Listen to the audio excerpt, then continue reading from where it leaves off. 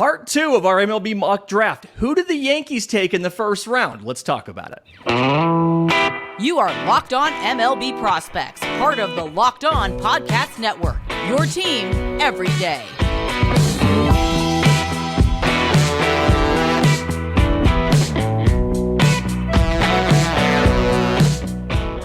Yes, welcome on in to Locked On MLB Prospects, your home for all things minor league baseball. I'm your host, Lindsay Crosby, freelance baseball writer and podcaster. He's Jeff Ellis, host of Locked On Guardians and resident draft expert, right there in the Twitter handle at JeffMLBDraft. If you missed it, yesterday we did the first half of the first round. We went all the way through pick 25 with the Padres. We are starting today with pick 26 from the Yankees. But first, today's episode is brought to you by our friends at Game Time. Download the Game Time app. Create an account, use code LOCKEDONMLB for $20 off your first purchase. Last minute tickets, lowest price, guaranteed. So tons of attention here on the New York Yankees, obviously. And if you look at some of the guys they've taken in the past, it feels like they look at the batted ball metrics and the pitching metrics. You look at Anthony Volpe, Austin Wells, Trey Sweeney, Spencer Jones. This is somebody where I really feel like... I'm probably saying this wrong, Nolan Schanuel, the first baseman outfielder from Florida Atlantic. This feels like somebody who they are going to love. As far as he doesn't chase a ton, he hits the ball hard, and he makes contact. Kind of the trifecta for hitters, what they like a lot of their guys to do. I'm not sure where he ends up playing defensively. I'm not sure that it matters, but it just feels very much like that's a Yankees pick. No, agreed. I think I've had him mocked in like my last 2 or 3 mocks that I've done over at Locked On Guardians. He matches up very Trey Sweeney-like to me. So I agree. Phillies, you got Dombrowski in charge there. So who throws really hard or who is very toolsy? Yeah, one of the riskiest demographics, a prep pitcher that throws really hard, or maybe a center fielder you have to wait on projection for. And I think as I go through this, the guy who just stood out was Dylan Head from, Illinois is growing in prep talent. We're seeing their name a lot more, but it's a non-traditional prep. Basically, tradition is somewhere in the South or California. Let's be honest, that's where we see most. So it's going to be that same situation where you talk about some guys where when you're looking here, it might take longer to develop, but I think I saw someone give him an 80 grade run on top of just great physical tools. So you want that high upside after they went for their Crawford last year. And more upside outfielders. Outfielder Dylan Head of prep going to the Phillies. Okay, so we're looking at the Astros at 28. And they lean very model heavy, big emphasis on batted ball metrics or pitching metrics. Now, they do have somebody new in Dana Brown from the Braves running their draft. So it's hard to know if they're going to stick with that, if that's going to change. But if you're looking at what a lot of the Atlanta stuff is, they also love those super athletic guys. I like the prep shortstop Walker Martin here. Was one of the sleepers we talked about earlier in the week about a guy getting some helium into the first round.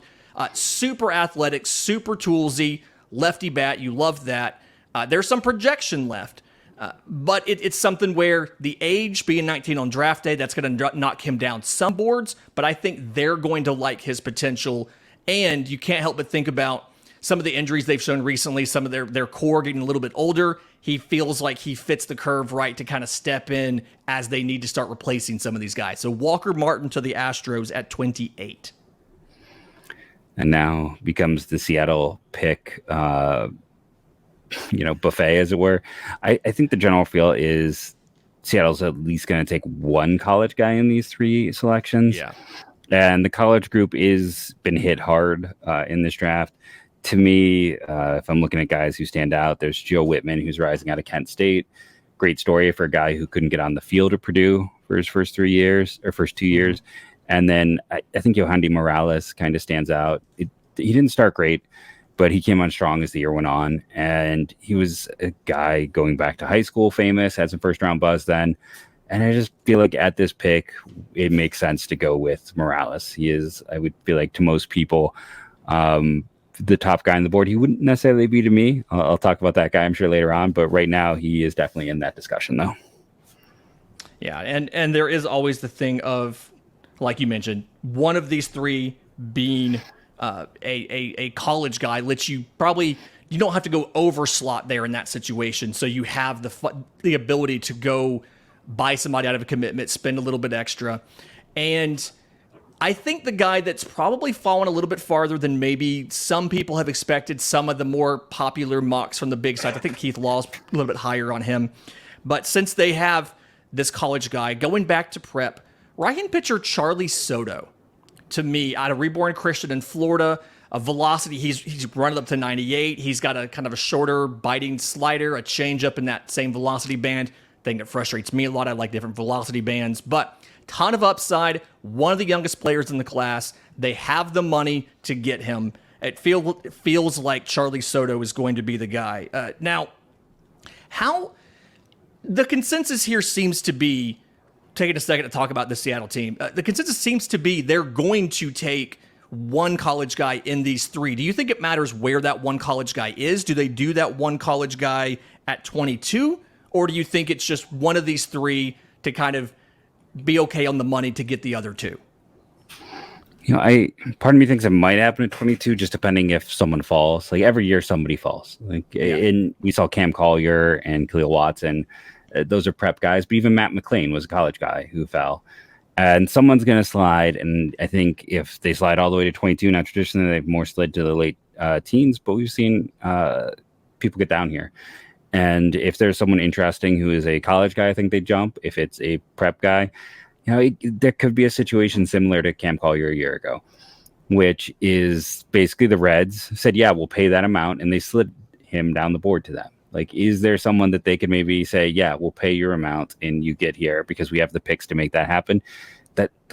That happens on draft day. People may not love that happens, but that happens. And I'd be curious to see if they kind of use that money might to get someone to them. Yeah, it's definitely the storyline to watch for.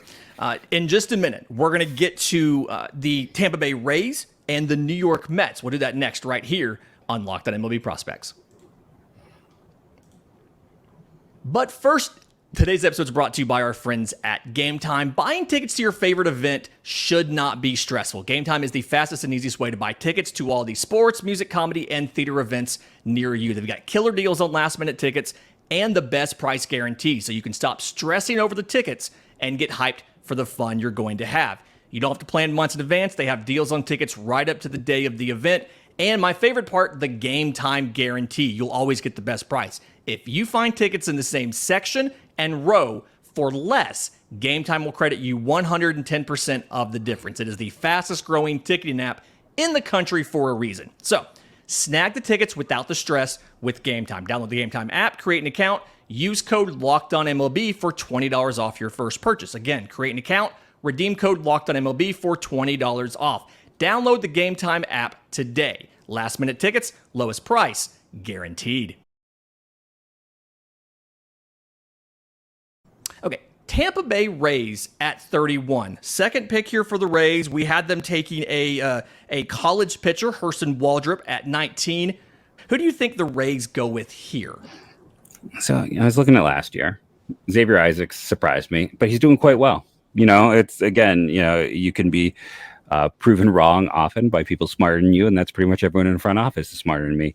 There were two guys I kind of liked here, and I'm going to go kind of maybe a little bit off board. I don't know if it's terribly off board, but George Wokwo. I'm going to go back-to-back Illinois outfielders because that happens all the time. But he is someone who I believe might have reclassified. He's not going to turn 18 until January. He's, I believe, the youngest player in the class. He is 6'7", athletic, big power. Again, looked good at the draft combine. But Tampa went for power last year, took a prep first baseman. Those don't get drafted a lot, though. Wild. The data actually shows, at least in terms of top 15 picks, they have a pretty good return on investment. Here's just another power hitter, kind of a little bit further down the board, an interesting developmental guy. Yeah, I mean, that's something where they're going to zig where we all expect them to zag. And we're probably not going to know exactly who it is when they take it. We're going to be surprised. We were surprised last year at Xavier Isaac. Yep. But they know more than us. It's going to work out. The New York Mets at 32, they have made big swings in the draft. They're willing to target upside. They're willing to, they'll try to buy guys down. And if you kind of look at a lot of the popular boards, there's a couple guys that have been pretty high and haven't necessarily made it. A guy that they're going to have to buy the upside on and spend the money, Kevin McGonigal, out of high school in Pennsylvania. Kind of a smaller, twitchier infielder. Probably going to have to move to second base versus sticking at shortstop. But somebody who's committed to Auburn. Auburn does a really good job at getting their guys on campus. Last year, none of their guys, I think they had 3 top 100 recruits. None of them even got drafted. They were so solidified. But McGonigal is kind of seen as having one of the better, if not the best, prep hit tool in this draft.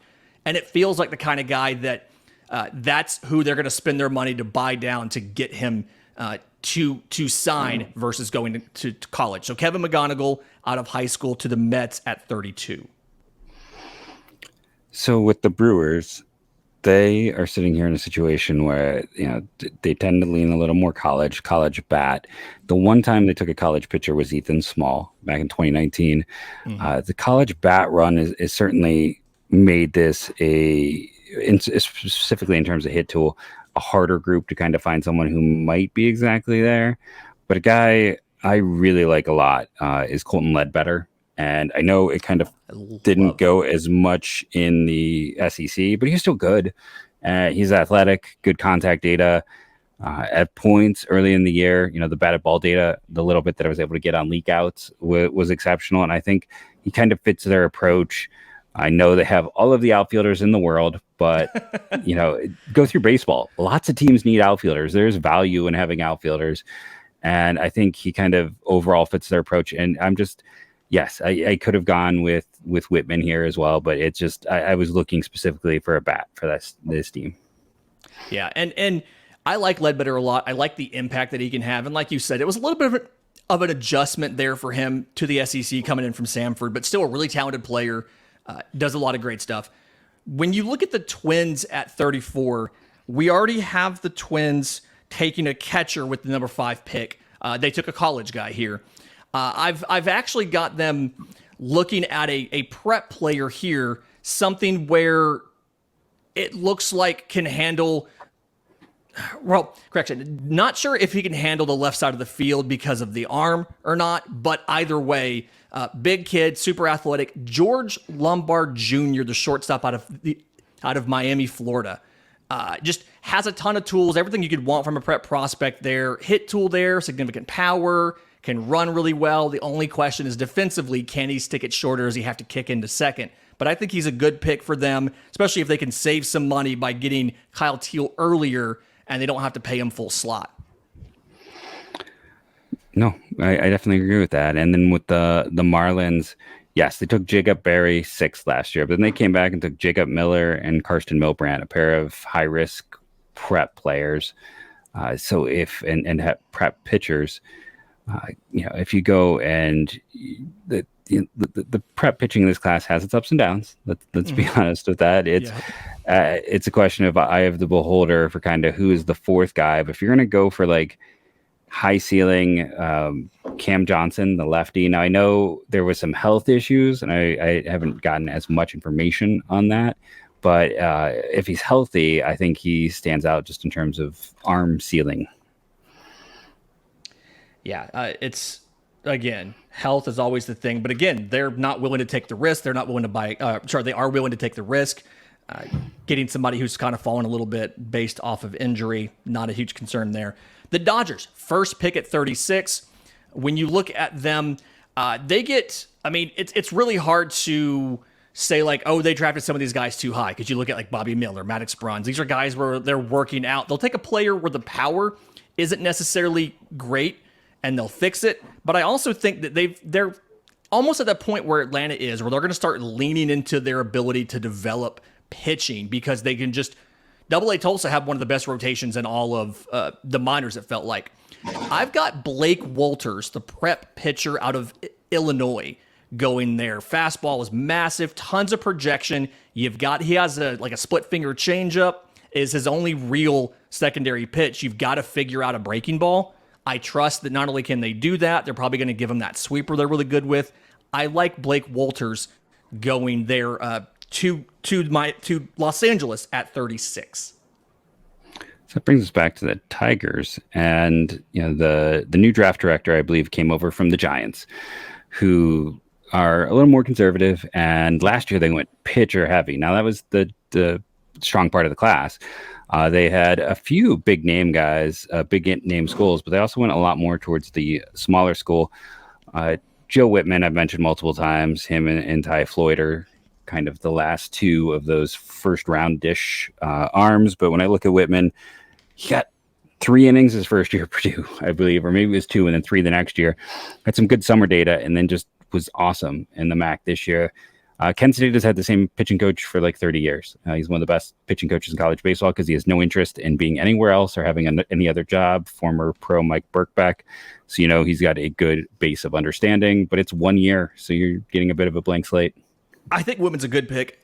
There's a lot of conversation there about what some of the future is for those secondaries, but I do think he has a lot of talent and can absolutely do some stuff. Looking at the Reds, here at 38, we talked about them at 7. They like guys that fall. They're willing to pay up for those guys.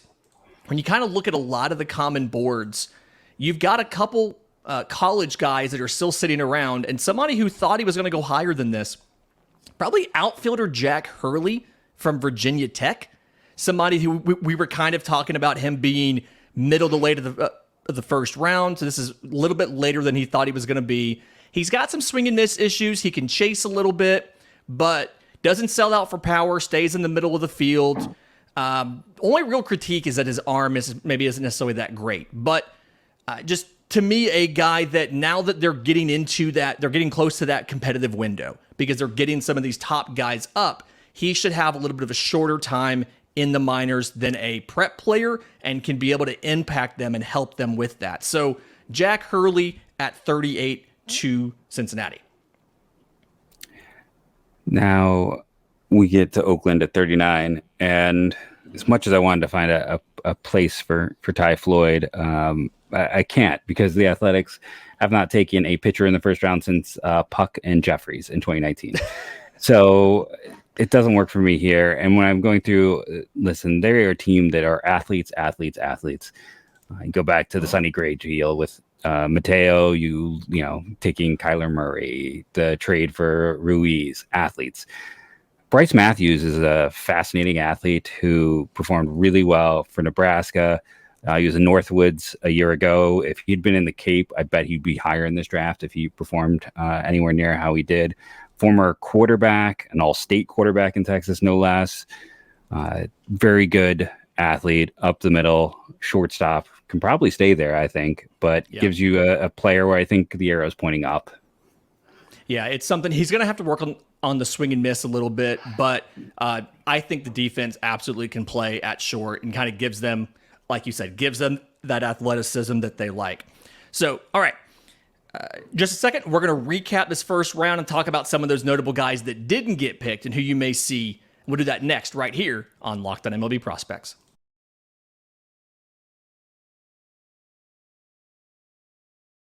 Welcome back into Locked On MLB Prospects. This is our Friday episode reminder. Sunday is the draft. Sunday night, we are going live for round 1. Me and Jeff will be broadcasting live during the first round, talking about who's getting picked, who might be coming up, things like that. So go to YouTube, click on the notification bell to be alerted when we go live on Friday night. So we've knocked out, every team now has a pick. We've gone all the way through the first round. Oakland is the last team before you get to the second round, and Washington has the number 40 pick. Who were some of the notable guys to you that we didn't take off this board? I've got a couple as well. We can kind of go back and forth on this, but guys that maybe we thought were going to climb more that haven't been taken yet. Well, I'll go back to the guy I mentioned, Ty Floyd, after his performance. And in a class that's weak on pitching and weak on college pitching, he was just a player who, I didn't find a good landing spot for in here, but I could easily see end up going in that first round on draft day. Yeah, I think there's half a dozen teams that could decide to pivot and just fall in love with what he did in the College World Series. I think the big thing for him that is going to push him up like this was that second start that he made, the one against Florida, making that on MLB rest versus making that on the standard 1 week of college rest. That's something that's a little underrated when it comes to that transition into professional baseball, is being able to do that every 5 days versus every 7. We don't have a lot of information on that, and I kind of wish we had some more. Guy that it's been climbing recently that I didn't necessarily know if he would go in the first, but it's kind of surprised we never got to him. Sammy Stafford, out of the shortstop out of New York, prep player, but just somebody who's seen as incredibly fast, big arm, plus arm. He can play either spot on the left side of the infield, and it's like the raw power's there. He's got to grow into the body and, maybe work on pulling out a little bit more, or the pull side power, selling out a little bit more for pull side power to hit home runs. But feels like he's a big bag of tools that somebody can really kind of mold, and kind of surprised we didn't find a place for him. But if there's somebody we didn't name that's going to shoot up in the first round, I feel like Sammy Stafford might be that guy. Do you have a guy that is a sleeper guy that you love in this draft that we kind of really haven't gotten to yet? I was gonna, I wrote down 4 names that were the ones we were surprised that we hadn't, that didn't get drafted. So, both of those guys, yours and mine were on that list. I think Eric Batoni is another interesting one. If you want kind of another guy who looked really good at the combine, he big raw tools, isn't going to turn 18 till November, is a 6'4" shortstop, probably, fills out and moves off that position, but just really good physical tools. Is one of those ones, if you like age-based models. And again, he had some very strong performances at the combine, which helped, elevate him a little more, just in terms of like, okay, you get some data, and exit velocities and like that aren't always reliable. And to get it at a situation where it is all run by the MLB, you're like, okay, so there's plus power there. Yeah. Potentially. One of my sleepers that I like that just didn't necessarily come up, and something where he was a two-way guy, but is kind of considered to be just a pitcher at the major league level. Caden Grice out of Clemson was something where I remember in 2020 going into that draft, there were people that were giving him 80 grade power coming out of high school, and something he's had a swing and miss issues in college, but he would be a corner outfielder and probably a 3rd to 5th rounder because of the tools as an outfielder. But as a pitcher, fastball can reach 97. Changeup is ridiculous. I'm not a huge changeup guy. I don't love changeups, but devastating changeup. He's flashed a slider, little bit inconsistent, but I think it can be an above average. It's a sweeper. And so a lot of outcomes, a lot of variance in the projection, but feels like it's starter upside and a guy that you could see someone grab and just drag up and pull into the back half of the first round, and then just put him in a lab for a year and come out with a machine. Maybe one of those pitching heavy development teams, maybe Atlanta, they like the two-way guys. Maybe somebody like Tampa Bay, maybe somebody like Los Angeles as far as the Dodgers. But either way, like Caden Grice there. Anything before we wrap this up and get here, anything important that you think we need to be thinking about or know for Sunday's draft? Anything that's going to surprise us, or anything that you just want people to be aware of or be looking for as we get into the draft on Sunday? Just again, 2 things I always tend to lean into is knowing the depth of the draft, which is college bats. What you talked about in part 1 about this being so many great hitters because of the 2020 draft is a great point. And then we talked about. And the other thing I like to always point out and say is if your team goes under slot, don't necessarily view that as them being cheap. Like, I get that a lot on draft night. The underslotting in the draft is the equivalent of trading down. You're taking that money and using it on a pick to get a guy later that you couldn't sign. So classic example was last year with Kumar Rocker. Yes, he was not a top 10 talent in last year's class. That extra money got them Brock Porter, who most considered the top prep pitcher in the class. So they got a guy in the 3rd round who was a top 20 pick. So they left with potentially 2 top 20 picks instead of 1 and a guy later on who maybe was more of a 30 or 40th rank. So when these picks get announced, if your team takes someone off the board who we don't even mention, there could be a deal in place, or it could be Tampa, where I'm like, okay, I don't know why they did this, and now a year later we're like, okay, no, I know why they did this. Yeah, it makes sense. Okay, we were wrong on Xavier Isaac. You were right. Yeah. Okay, so if folks want to, between now and Sunday, want to find you, all your mock draft content, all your different stuff, how can they go about doing that, Jeff? I have, if you go to my Twitter at JeffMLB Draft, I have tagged in there like my own personal website. I'm going to try to get my top 50 out in time. If nothing else, it'll be in list format with some profiles. Through that, you can find Locked On Guardians, where I've had some mocks. And I have a few capsules that I wrote for Prospects Live this year as well that you can go check out on their site. But I'll be around. I'll be off and on throughout the night as well. So if you follow me on Twitter, I'll be letting people know as I hop in streams before our big stream, after our big stream. I like to spend that whole night talking. Draft night is fun. If I can, I'm going to be engaged from the moment it starts to the moment it ends. It's your Super Bowl. I get it. Yeah. I'm on Twitter at Crosby Baseball. Again, go find Locked On MLB Prospects on YouTube. Click the notification bell so you get notified when we go live on Friday night. Or on Sunday night. If you're listening to this on audio, that live show will be the Monday morning episode. I'll have another thing for you coming up midday on Monday. Until we talk on Sunday, this has been Locked On MLB Prospects.